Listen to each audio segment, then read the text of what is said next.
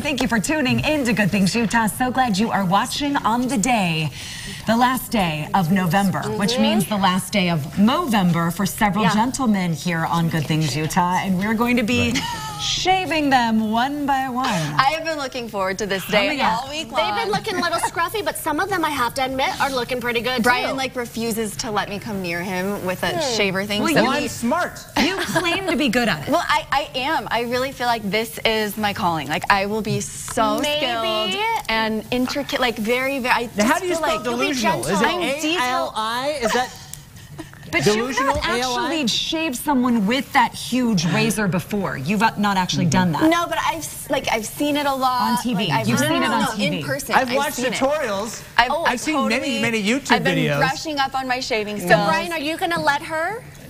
Maybe just a little portion? She's not. He hired professionals to come in today. Are you familiar with the One little row. Are you familiar with the phrase "snowball's chance in hell"? Have you heard that phrase before? Once or twice. I've heard that. I mean, you have a weekend to recover in case something. See, I think Brian. I have a show right after He's this. being dramatic. He really is being dramatic. He would keep that beard if he could. You would keep it if you could. I would. I'm just saying I'm not being dramatic. I'm 100% not letting Allie touch my face. Okay, we'll see what happens. We're going to be doing this throughout the show. We'll let the professionals start, and maybe Brian will warm up to me by the end of the show. We'll see what happens. Well, you know, we might need a vacuum cleaner to clean up all the hair, or a Christmas gift. So, you know, Dyson, they make great vacuums. I have some. Yeah, of their vacuums. Yeah, I have more than one of their vacuums. I do too. Okay, but what about the kids? You know how the kids want to always vacuum too? Well, Dyson now has a kid version right here. 30 that little guy on the side. Yeah. Cute, right? But get this. It actually works. It picks up and it cleans your carpet. It's the best toy I've ever seen. Forget that cute little thing from Target that doesn't like it doesn't really doesn't do work. anything, so why not buy a machine that actually works and have the kids to work? So this takes an extra special battery, so we don't have that right now. But look, there are all these other gadgets you can buy your little kids, like this mini dust buster. Wait, it actually turns on? Yeah. Shut the front door. Oh, that just blows the dust out of the way. Okay, and then so we can like just clean the desk here because it's getting a little crummy. It doesn't blow it out of the way. It actually It's working. It's sucking. It's working. Picks it up. Can you see that? Yep. Yeah. Look. It's totally working.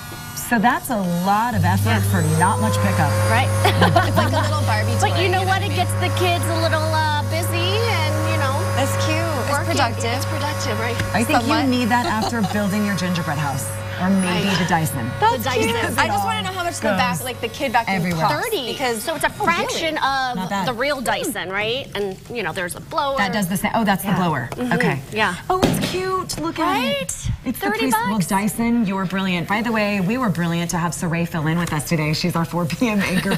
Love when she slides in because Jessie is off celebrating. Happy birthday. Happy birthday, Jess. If you're watching, we can't wait to celebrate with you on Monday, but she is off with her family today. At first I was upset that she was taking her birthday off, because I wanted to be with her, but then I was like, no, it's actually probably have a nice day. She deserves it. She deserves to have a to not get a day brownie off and just relax, especially with Maggie. There's cute little Maggie's face. Right by her mom's. Jessie is one of the most down-to-earth people out there. Like, she's just, if you know Jessie, like, she's the same in person as she is on TV. Just fun and real and sweet. So sweet. Yeah, we love you, Jess. So she's not off because Taylor right there has the flu, okay? She's off because it's her birthday, but a lot of guys taking this time of year off.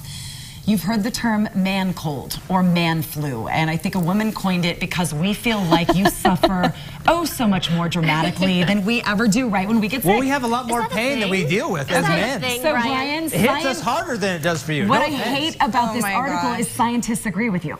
And here's why. You now have something to back you up.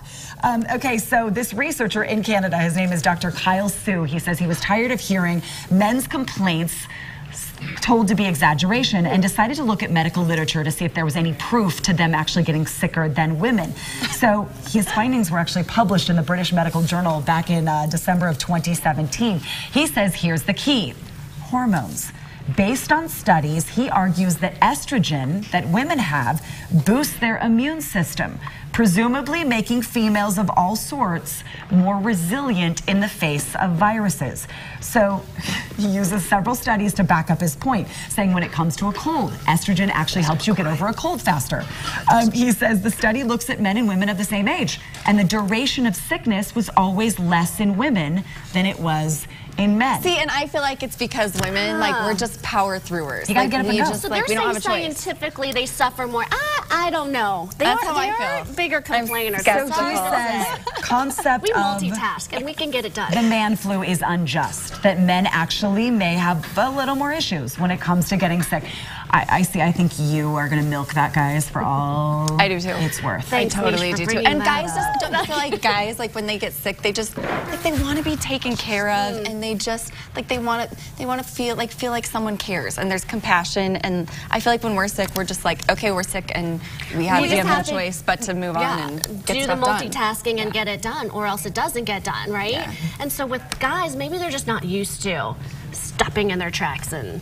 Brian's been moaning about getting his beard shaved, for heaven's sake. Well, you have Allie coming at me with a hacksaw blade, who's never seen anything in her life. You can imagine why I'd be a little Stop nervous. your crying. I have cut people's hair, okay? Just because I haven't cut a beard. One row. So speaking of science and scientific studies, they've also taken on figuring out the most influential film of all time. And I thought this was interesting how they did this. Not how many times you've watched whatever it is, but an algorithm that works out the film's impact rather than box office sales. And so they look at how many times these movies are referenced in future movies. And guess what they came up with? The Wizard of Oz.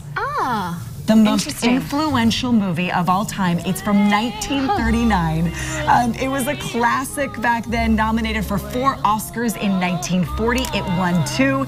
It was just barely beaten for Best Picture that year by Gone with the Wind, which actually made 19th on the scientist list if you look at how this affected pop culture in years and years to come. This came in as a clear #1. So it's embarrassing to admit. I mean, I know the storyline of The Wizard of Oz. Like, I know what it's about. I've never watched it beginning to end. You need to see this through one. the entire thing. That I this know. Christmas, right? Have you seen Wicked? Have you seen? No, the I have, Broadway but I know okay. all the music. So Like, I the know the storyline. story but I haven't behind seen Wizard it. of Oz Yes. is Wicked, and that might be why this has been mentioned so many different times. #2, Star Wars. #3, Psycho, and then the original King Kong, made back in 1933. When it comes really quickly to actors, who do you think made the list? Same Who's analysis. the #1 most influential actor? Well, no, just been referenced for years and years over their career. Yes. That's a good There's question. so many. I feel like it's Tom Cruise. Tom Cruise. that was is that not you what I said was for real? expecting. Tom Hanks. How many movies Tom Cruise has been been in a lot. Okay, Arnold Schwarzenegger, Harrison Ford, Johnny Depp, Clint Eastwood, and Samuel L. Jackson all made the top 5 in the And list. when you think about it, you think of their lines that are so iconic, like The Wizard of Oz. You know, there's no place like home. How many times has that been referenced? The shoes, you know, click 3 times. Everybody kind of knows it. 39. No, that's so iconic. I mean, Mom, if you're watching, you were 3 when that came out. I mean, and still mentioned and still mentioned Well, and it's today. still, that's what's amazing about it, is it was that long ago that it was, and it is a classic. Yeah. People still know it and love it. I haven't seen it, but now it's on my bucket list, hopefully maybe this weekend or the next. Okay, speaking of research, it is the end of November, as we've been talking about, and there is research that now maybe should explain that it's bad news for Brian and his relationship outlook, because he has had a lot of people, Brian, and you can weigh in, right? You've had people saying you look good with the beard. Like, people have really liked it for the There's most a lot part. of beard fans out there, which I love. You know, I've been excited to grow the beard for November. Are you going to be sad? Yeah, there's a little part of me that dies with the hair when it Can I goes be away, honest? that's You for sure. passed like that Adam Levine moment about a week and a half ago. Like, I do now agree. you've moved into a territory I'm not sure Like about. little lumberjacky, maybe? Yeah, I don't Burley. know. We've gotten to the Grab a Burley flannel? stage, for sure. I like the GQ, like 5 o'clock shadow, a little bit better. But okay, so this is research. They polled more than 8,500 women, and they had people rate men based on their different features, and the study was looking at relationship outlook. So they wanted to rate them as a factor when considering relationship longevity. So would you stay with someone long term? And what they found, this is actually amazing, every single one of them, in 8,500 women, preferred their men unshaven when thinking about staying with the guy for the long term. So what they found was unshaven. Unshaven. Yeah. Did I say shaven? No, but just with a beard. Unshaven. They like the beard. Yeah. So the study found there's a lot of different. That guy looks like he's a keeper. Maybe not that one. So no wonder Santa Claus, right? I will say, like all of the men in this study were like they had done man grooming. Like it wasn't like the beard was burly and nasty. Like all of them had shapen the beard, cleaned the beard. It was a well-kept beard, but all the ladies liked it. So they rated the different features, and there's different facial features that are known to be like sort of masculine, and that would be like the brow, a pronounced brow ridge, and then a robust jawline. So my look.